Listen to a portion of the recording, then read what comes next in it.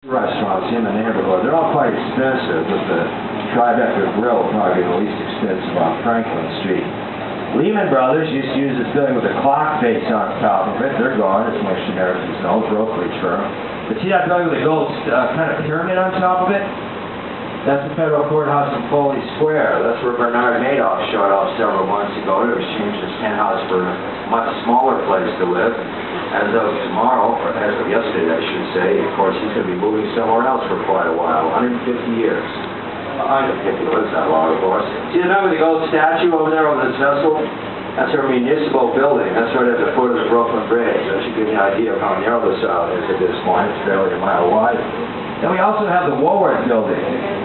The green copper top building, that's oxidized copper. Franklin Woolworth had that one bill. These guys started a five and dime store chain in America. It's 56 stories high, it's right on Broadway, often called the Cathedral of Commerce.